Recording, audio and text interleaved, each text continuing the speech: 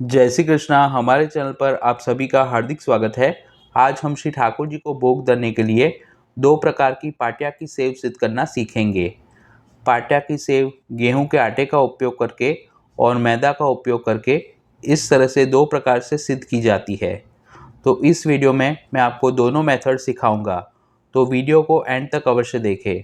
तो सबसे पहले मैंने आधा किलो यानी कि 500 ग्राम गेहूं का आटा लिया है, जो हम रोटी बनाने के लिए उपयोग में लेते हैं। अब इस तरह का एक गहरा पात्र लें और उसमें छन्नी रखकर हम छन्नी में समा सके उतना आटा अच्छे से छान लेंगे। आटे को गूंदने से पहले उसे छानना काफ़ी आवश्यक है।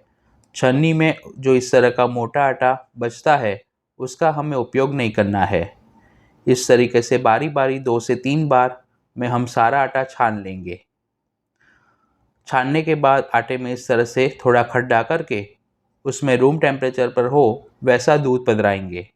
एक साथ ज़्यादा दूध ना पधराए, थोड़ा थोड़ा दूध पधराते जाए और आटे को गूंथते जाए। ये सेव बनाते वक्त हमें आटे में तेल या घी का मोयन नहीं करना है और नमक भी नहीं पधराना है या किसी भी दूसरे मसाले का भी उपयोग नहीं करना है।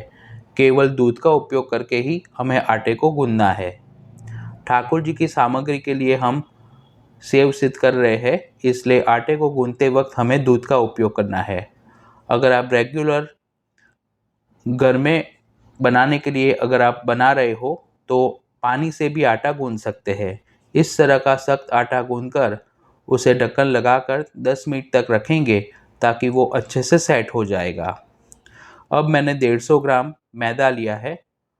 जिस तरीके से हमने गेहूं का आटा छाना, बिल्कुल उसी तरीके से हम मैदा को भी अच्छे से छान लेंगे।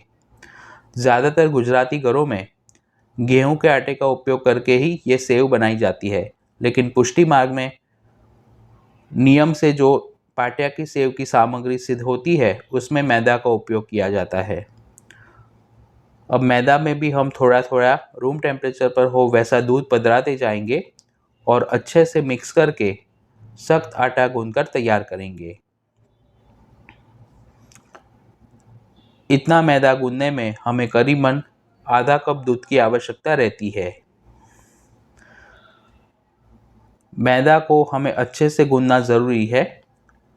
ज़्यादा नरम आटा गूंदोगे तो जो सेव है वो अच्छी सी खिली खिली नहीं बनेगी, यानी कि एक दूसरे के साथ चिपक जाएगी। मैदा को भी हम 10 मिनट तक ढककर रखेंगे। अब इस तरह की पीतल की सेव की मशीन हमें किसी भी बर्तन वाले की दुकान पर आसानी से मिल जाती है। उसे टेबल पर फिट करके जो मैदा हमने गूंथ कर रखा था उसे मशीन में डालेंगे और ऊपर जो हैंडल है उसे क्लॉकवाइज डायरेक्शन में इस तरह से घुमाते जाएंगे ताकि जो गूंदा हुआ मैदा है वो मशीन के अंदर जाएगा और नीचे जो जाली लगी है उसमें से धीरे धीरे सेव निकल कर बाहर आएगी। जब भी आप ये सेव बनाओ तब रूम में पंखा ऑन रखें ताकि जो पवन लगेगा उसके कारण भी सेव एक दूसरे के साथ चिपकेगी नहीं।